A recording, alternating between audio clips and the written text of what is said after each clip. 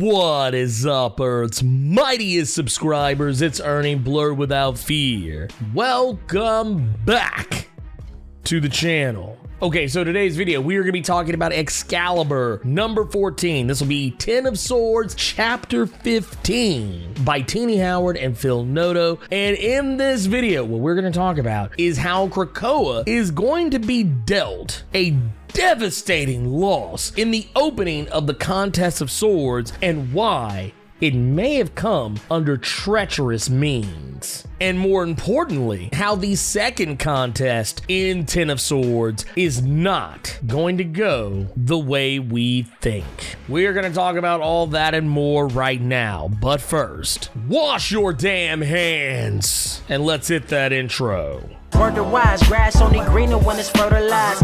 Gave them truth in these songs, they prefer to lies. Destiny beautiful, adrift in her purple eyes. You can't see me, you Stevie. Wondering how I reach more evolutions than Evie and make it look easy. Before we get started, if you want to see more awesome comic book videos like this one, it only takes 2 clicks to become one of Earth's mightiest subscribers. Click. Now, when we kick off Excalibur, Betsy is having a little bit of a crisis of faith, not so much in religion, but of faith in herself and what she is going to be capable of doing in this Contest of Swords. She has been picked to face off with Iska, the Unbeaten. And one of the things that has kind of happened over the course of this Excalibur run, that the character of Captain Britain, Betsy Braddock, has become very close with Jubilee, and by proxy, Jubilee's son, Shogo, who, when in Otherworld, becomes this giant Puff the Magic Dragon type character. Not only that, but capable of burning reality down around him with his own breath weapon. Now, one of the things I found very incredible in all this is that, with everything going on with 10 of Swords, Jubilee seems to be wildly out of the loop about what's going on, which is understandable. She's a mother who's been dealing with a lot of stuff on her own side of things. However, I do find it interesting that Excalibur, a book that for the most part has not dealt with a lot of 10 of Swords shenanigans, still, I feel like every mutant should be at least vaguely aware of what's going on. They're having a telepathic conversation, one that's cut short when Iska the Unbeaten approaches Betsy Braddock before the fight. Iska did not come here to be helped, she came to help Betsy. Because Iska, being the Unbeaten, she knows how combat works. She's had thousands of years to hone her skills, and her mutant power has probably only gotten stronger since. She's actually trying to get Betsy an easy out, telling her that she could just honestly forfeit the match and save herself a death. And you gotta think about this. It's actually interesting that Iska did this because she's not doing this to be flippant or to embarrass Betsy. She's actually telling her something, for her own good, because as she tells her, Unbeaten isn't just a name. And Betsy, trying to be flippant, says that, oh, well, what about the sword that you carry? Isn't the name of that sword called Mercy? And this is where Iska reminds her that particular name is literally just that. The cards are incredibly stacked against Betsy in this one. Yes, she is heavily favored to win this fight by the people of Avalon. However, as Apocalypse reminds everyone, she is not going to be a slouch in this fight. And Betsy comes out of the gate sword swinging. The 9 of Swords card aside, she is going to fight with every bit of passion and confidence that she can possibly muster, because that card hinted at the fact that she was going to be unsure of herself, that she was not going to have the confidence needed to do what needs doing. And Iska's even happy about the fact that Betsy took Iska's advice to fight with everything she has within her, because if she's going to do this, and if she's going to lose, she may as well go down swinging. This is one of the areas where I think Betsy should have spent more time hanging out around Magic and Gorgon and Cable rather than spending time hugged up next to her brother Brian, because if she actually did, she would know that the words that she's about to utter, that Unbeaten, that her name simply means that she's just never learned how to fight. She is going to learn what Iska has spent thousands of years training for. And Iska swings Mercy so hard at the Starlight Sword that it shatters. Not only does it shatter, but so too does Betsy begin to shatter. Almost as if she were a stained glass window, her entire body begins breaking down into glass shards, plummeting to the ground, much to the horror of Brian Braddock and the mutants of Krakoa, as well as the delight of everyone on the Arakan side. Now, this is something that, some of you who may be familiar with Betsy's history, this kind of reminds me of something that happened not that long ago in the Hunt for Wolverine Mystery and Madripoor tie-in, where she shattered the body of Sapphire Sapphire Sticks and reformed as a rechristened Betsy Braddock, no longer housed in the body of Quanon. Only this time, there's no body taking her place. She simply shatters. And Saturnine couldn't be more pleased with herself. This is what she wanted. She wanted Betsy out of the way. This whole Ten of Swords business was all about Betsy Braddock, so don't be surprised that Saturnine is both happy and that Betsy was put up against probably the most difficult foe that she could have faced. More importantly, this should also not be a surprise as to why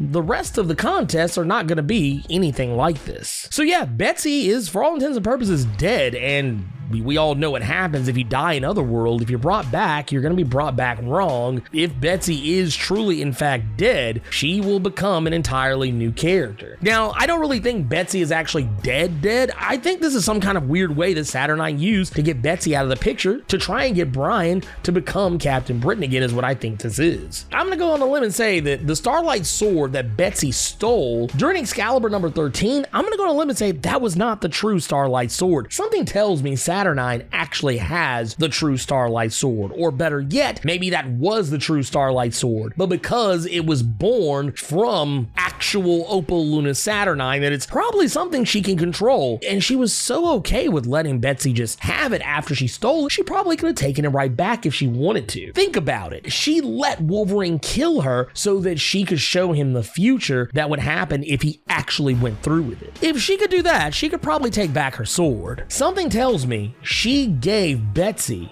a fake. That sword was hexed, and just based on how smug and so pleased with herself Saturnine is, I think that's exactly the case. I will also say I find it incredibly hilarious that Jamie Braddock bet against his own sister in this fight because he knew Iska the Unbeaten was going to win, and he didn't want to be grieving and broke at the same time. So, of course, yeah, I don't know, just it's crazy. And no sooner than Betsy has been destroyed, she's already willing to move on to the next match in the contest, and she immediately calls Cypher's name. Now, this is where things get very interesting because Cypher is about to encounter something he's rarely, if ever, encountered ever in his life. Cypher's mutant power is languages, his ability to understand what other people say to him no matter what language they speak. Even things as subtle as body language, he can read all of those. If it's a language, he can understand it. But what happens when you put Cypher up against someone who doesn't speak an actual language? This is when we learn that Cypher's opponent is going to, in fact, be Bay the Blood Moon, the woman warrior from Morocco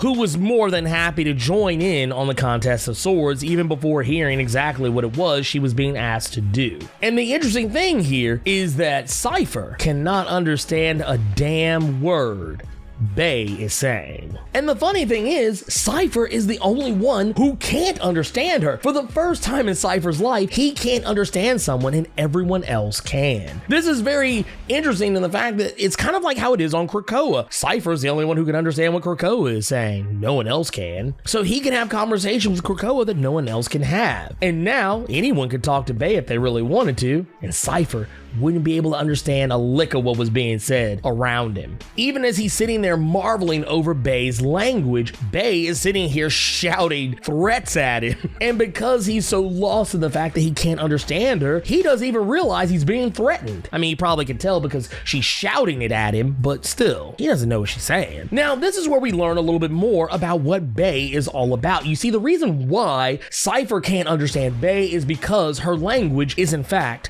not a language. You see, when we learned before, we talked about her power. This was a few issues back. I think this was when we talked about the Ten of Swords Stasis #1 issue where we talked about her Doom Note ability. We didn't know what it was, but now we do. Bay's voice is destructive. Think Black Bolt of the Inhumans. Her voice, the sound of her voice can literally destroy mountains. Think about that. And she's still somehow able to talk, something Black Bolt has always struggled with, and she can still talk, albeit in a way that is not an actual language. They even say that she didn't speak for the first 50 years of her life until she issued her first order on the battlefield, and when she did, she destroyed an entire mountain, causing an avalanche that pretty much killed her army. Now, this actually explains something, because I remember just this past Blerd Cave, I made the mistake of assuming that Bay was a man, because Bay had a very broad chest. Now, that is by design. Bae is in fact a woman, but she has a broad chest because of the Doom note housed within her body. It swells and it causes her to have a very large frame. The Doom note is always swelling and reverberating within her body at all times. That said, causing destruction is not the Doom Note's only ability. The Doom Note actually wants to be heard, and because Bae has learned how to channel its abilities and also get around using it, the Doom Note actually goes out of its way to have Bae be understood. Kind of a vague psychic type connection that she possesses with people around her, so that when she speaks, she's automatically understood. Everything is instantly translated for the people around her, kind of in the same way that the Krakoan alphabet that Cypher had, created alongside Krakoa was psychically implanted by the telepaths on Krakoa onto every mutant that came to the island. It's kind of the same thing, only this is happening naturally just from the Doom Note itself coming from Bae. And because this is not an actual language, and because of Cypher's own mutant ability to just instantaneously understand languages, these two cancel each other out. So Cypher would never, under any circumstances, be able to understand anything that Bae says. Though I'm willing to gamble that the tidbit that we got in one of the previous issues of New Mutants might shed some light on how he would be able to understand her, probably through some form of sign language or other form of body language. That would be a way maybe they could communicate. Or maybe Douglas could just figure out to, ignore his power for a change and just listen and not rely so much on his ability to just instantaneously understand things that he hears or sees. The reason why I bring all this up is because Cypher's fight is not going to be a traditional fight. He's not being dressed for a fight. He's not being dressed for any kind of a contest. What he's being dressed for is a wedding.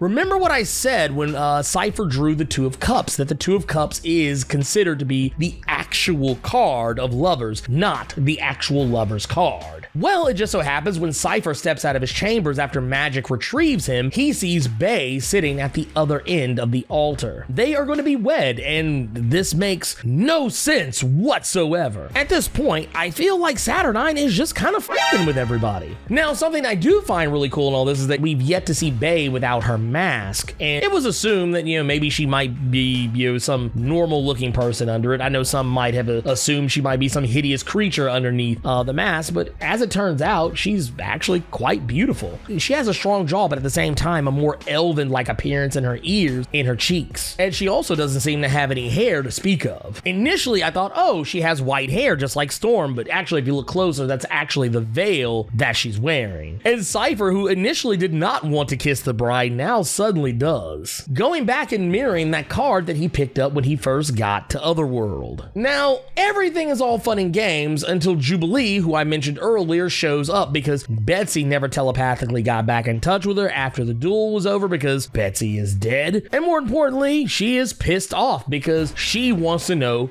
what happened. More importantly, Shogo also seems to want to know what's going on too. And just as Shogo is about to unleash fire upon the Starlight Citadel, Opaluna Saturnine realizes exactly what this creature is. She realizes that he's just a baby. She knows that it's not actually a real dragon, and she brings Shogo under her thrall, basically taking control of him, and basically turns him into her own little personal puppy dog. It's funny how Saturnine even acts towards Shogo, because she's basically telling him that, yeah, if your mother would have come down here and caused any problems, I would have killed her in front of you and all her friends. But she's going to take Shogo as her very own little personal dragon. And I think that's going to be something that's going to be a point of contention for Jubilee, you'd have to imagine, because that is her son. And more importantly, I would also imagine that Saturnine's not just going to be able to kidnap somebody's child willy-nilly and think she's going to get away with it.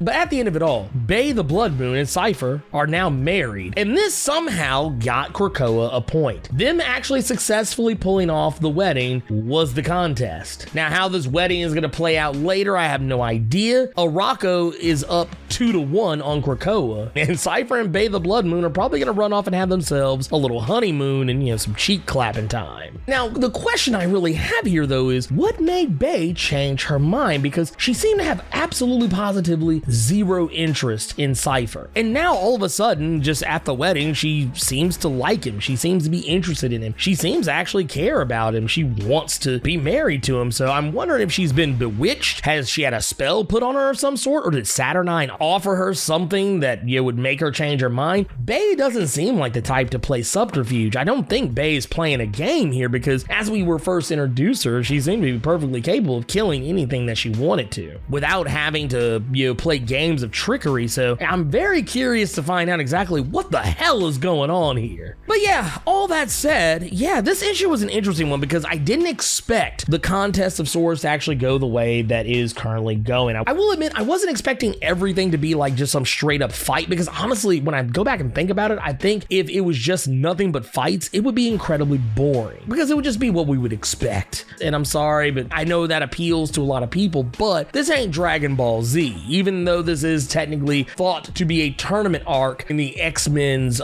story. One thing I will say is, for those of you who are familiar with the comic East of West, which is also written by Jonathan Hickman, if you are familiar even a little bit with that story, reading Ten of Swords might remind you of it. Just, I think, in a more easy to understand fashion. Who knows, maybe we can get Jonathan Hickman to give us a Black Monday Murders version of X-Men. I mean, hey, we can dream. But at the end of it all, I do feel like, yeah, something's up here. I feel like this contest of swords was literally just to get Betsy out of the way, and everything else is just going to be fun and games from here on out at Saturnine's discretion, and in no way, shape, form, or fashion in favor of the mutants of Araco or Krakoa. She wants revenge, and as we know, they consider mutants to be witch breeds, and they want them rubbed out, as this has been something that's been a major point of Excalibur since the Dawn of X relaunch. So I'm not surprised by that part. I was very caught off guard, though, that the second contest of this was not a fight, but a wedding, which I guess technically a wedding is kind of a fight, a contest of wills, if you will. I don't know, depending on, what ninja family you hail from. I'm gonna go ahead and tell you right now, having already read Wolverine #7, it's only gonna get weirder, but we're gonna talk about that in a separate video. So let me know what you think about Betsy. Do you think Betsy is actually dead? Do you think Saturnine pulled some kind of trick and that she didn't really have the actual Starlight Sword? And what do you think about Bae the Blood Moon and Cypher getting married? Wash your damn hands and sound off in the comments.